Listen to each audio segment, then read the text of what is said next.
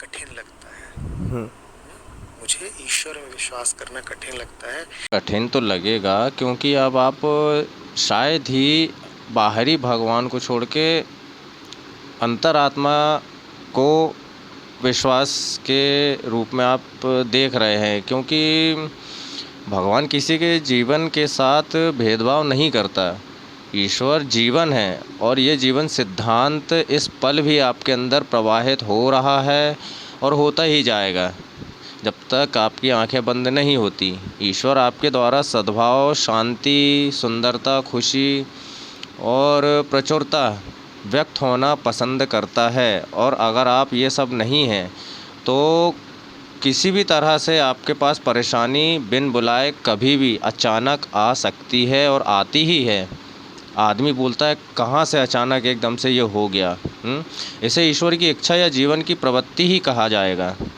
यदि आप अपनी अंतरात्मा आंतरिक जीवन प्रवाह के खिलाफ अपने मस्तिष्क में अवरोध बना लेते हैं तो ये भावनात्मक बाधा आपके अवचेतन मन को बहुत दुविधा में डाल देती है।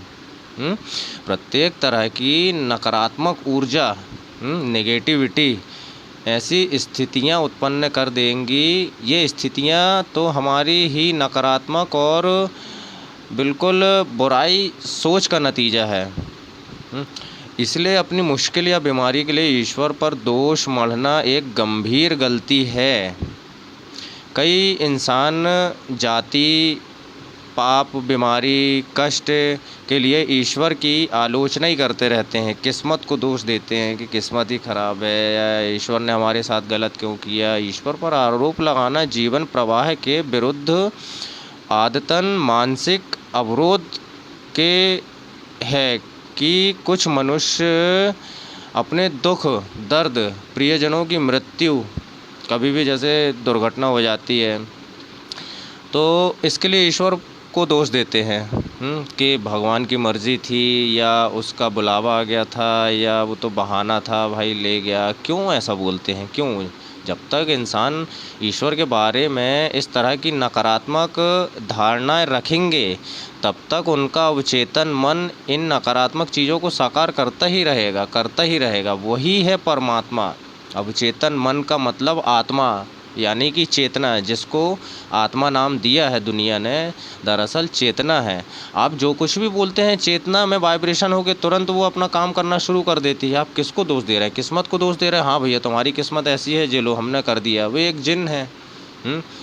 भाई आपने जो आदेश दिया उसने बोल दिया भैया ठीक है, अब आपके साथ ऐसा ही होगा। वे काफ़ी इंसान लोग हैं, काफ़ी लोग ऐसे हैं कि जो नहीं समझ पाते कि वे ही खुद को सज़ा दे रहे हैं। उन्हें सच देखना ही है, आत्मनिर्भर बनना ही है और किसी भी बाहरी इंसान या शक्ति के प्रति निंदा, बुराई, गुस्सा, हाँ बुराई वगैरह ये सब त्यागना ही है। नहीं तो वे सेहतमंद, खुश, रचनात्मक गतिविधि के अग्रणी नहीं बन सकते। वो किसी भी तरह से, जैसे जब अपने दिलो दिमाग में प्रेमपूर्ण ईश्वर की कल्पना करोगे तो कल्पना ऐसी है कि वो छवि आप अपने मन में बना रहे हो। मन आपकी छवि को देख रहा है कि अब ये क्या चाहता है।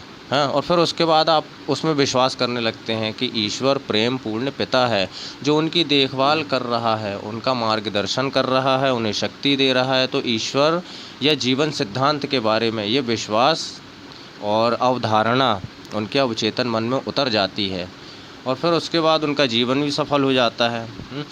ये सोच है। फिर सोच के ऊपर विश्वास है कि आपने अपनी सोच पर कैसा विश्वास किया है तो वो आपके जीवन में साकार होने लगती हैं। अब जैसे कई लोग साइंटिस्ट हैं, कई ऑथर हैं, कई लोगों को कहना है कि जीवन सिद्धांत में क्षमा का असीमित खजाना है।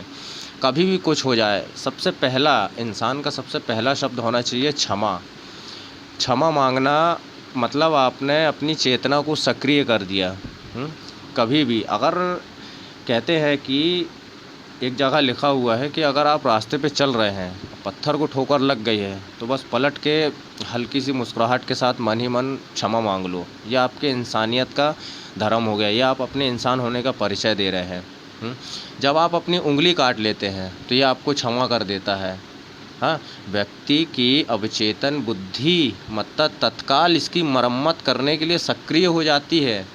नई नई कोशिकाओं घाव के ऊपर बिल्कुल ऐसा भर देती हैं, पुल बना देती हैं। यदि आपको कोई गंभीर रोग भी हो जाता है तब भी वह जीवन आपको क्षमा कर देता है। एक्सीडेंट हो जाता है, क्षमा कर देता है। इसमें क्षमा के बाद आता है दूसरा धन्यवाद वाला शब्द। धन्यवाद मतलब जब हम बोलते हैं धन्यवाद, तो ये जब हम बोलते हैं तो उसकी वाइब्रेशन हमारे अंदर जो चेतना तक पहुंचती है। धन्यवाद का अर्थ जैसे हम जैसे मान लो हमारा एक्सीडेंट हो गया, आज मैं ऑफिस से वर्क ख़त्म करके मैं जा रहा हूँ घर, रास्ते में एक्सीडेंट होता है और हमारा एक हाथ कट जाता है। उसके बाद दूसरे दिन हमारी नींद खुलती है हॉस्पिटल में। एक हाथ हमने देख लिया कट गया, दूसरा हाथ मैं देख रहा हूँ दूसरा हाथ सही सलामत है। तो अब मेरे मुंह से अगर निकल रहा है कि भगवान बहुत बहुत धन्यवाद, मेरा एक हाथ बच गया, बस।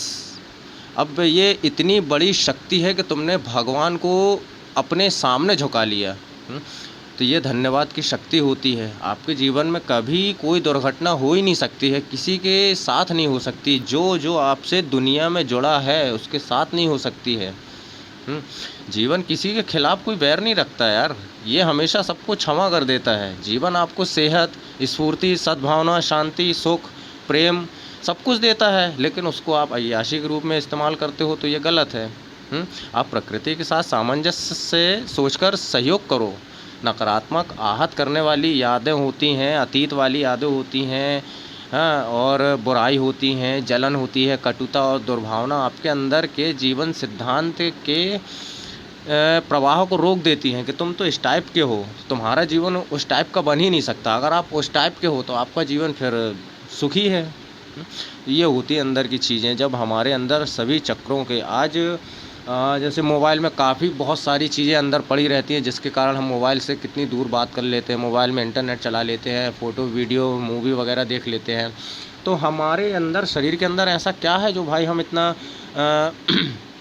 बोल लेते हैं, चल लेते हैं, दौड़ लेते हैं, भाग लेते हैं, लड़ लेते हैं, सब कुछ कर लेते हैं, सब कुछ करते हैं। तो ये जो हमारे अंदर 7 चक्र होते हैं, हाँ 7 चक्र होते हैं, उन 7 चक्रों में जो सबसे नीचे होता है नंबर 1 का मूलाधार चक्र, जिसके आसपास चेतना रहती है। उस चेतना में हर पल वाइब्रेशन होते हैं। अगर आप सोते समय खर्राटे भी लेते हैं ना, तो वो चेतना में वाइब्रेट होते हैं, सक्रिय होती हैं। जैसी भी आप शब्द बोलते हैं, आप किसी को गाली देते हैं, वो गाली के द्वारा वाइब्रेट हुई और वो गाली का उत्तर उसने आपको आज नहीं तो कल, कल नहीं तो परसों, एक हफ्ते बाद, एक महीने बाद आपको देगा ही देगा। क्योंकि उसको नहीं मालूम कि आप किसको क्या बोल रहे हैं, अच्छा बोल रहे हैं कि बुरा बोल रहे हैं। उसको अच्छे बुरे की परख है ही नहीं है मन को कि आप क्या बोल रहे हैं, किसको बोल रहे हैं। वो आपके लिए काम करना शुरू कर देगा। आपने किसी को बोल दिया, दे दी गाली बिल्कुल भर के, अब अंदर वाइब्रेशन हुआ, उसके बाद फिर चेतना ने आपके साथ वही रिटर्न, कहते हैं ना कि करो भाई, जैसा करोगे वैसा भरोगे, सब वापस तुम्हारे पास आएगा। तो बाहर तो कुछ नहीं है, ये अंदरूनी ही शक्तियाँ हैं जो हमारे लिए काम करती हैं। अब वो बेचारे को नहीं मालूम अच्छा बुरा कि तुम किस टाइप का काम कर रहे हो। तो शब्दों में भी इतनी शक्ति होती है कि उसके वाइब्रेशन से हमारे पूरे शरीर का और हमारी परिस्थिति का निर्माण होता है, जिसमें सबसे शक्तिशाली शब्द होते हैं क्षमा का। ये भारत को छोड़ के मैं कई देशों की बात करता हूँ कि जैसे जापान है, अमेरिका है, यहाँ पे अपने यहाँ भारत में तो कई मंत्र हो गए हैं, कई मंत्र जिसका अर्थ भी किसी को नहीं मालूम, बड़े बड़े महापुरुषों को नहीं मालूम है, फालतू की दुकानदारी चल रही है। लेकिन वहाँ पे कुल मिला के 2-3 शब्द बोलते हैं इंग्लिश में। सबसे पहला शब्द रहेगा आई एम सॉरी। चाइना में हुआ था जब ये कोविड के समय का, तो मैंने इंटरव्यू पढ़ा था वहाँ के जैक का, कि उनने बोला था कि बस एक ही प्रार्थना चलती थी 24 घंटे, नींद में भी वही चलती थी। 4 लाइन की प्रार्थना थी, I am sorry, please forgive me, thank you, I love you. मतलब मुझे माफ़ कर देना, मैं आपसे क्षमा मांगता हूँ, दोबारा ऐसी गलती नहीं होगी। आपका बहुत बहुत धन्यवाद, आपने मुझे क्षमा कर दिया, मैं आपसे बहुत प्यार करता हूँ। बस इसका मतलब भी वो जानते हैं, हम भी जानते हैं, हम आपको बता रहे तो आप भी जानते हैं। इस प्रार्थना में उनका काम हो जाता है बाहर का। लेकिन अब भारत में भाई ओम नमः शिवाय का जाप कर लो, 108 बार गायत्री मंत्र का जाप कर लो, महामृत्युंजय मंत्र का जाप कर लो। भाई इसका अर्थ भी तो बताओ, इसका है क्या, क्यों करें और किसका है ये? लेकिन सब वही है, अंधविश्वास। और फिर उसमें इतना घुस गए हैं, बुद्धि भ्रष्ट हो गई है कि अब तुम किसी को भी कितना भी समझाओगे नहीं समझेगा, क्योंकि अब उसके कर्म भी आड़े आएंगे कि तुम सही जगह पे नहीं जा सकते हो। तो ये होती हैं शब्दों की वाइब्रेशन की शक्तियाँ, जिससे आपका शरीर भी बनता है, आपका जीवन भी बनता है और यहाँ तक कि आपका अगला जन्म भी बनता है।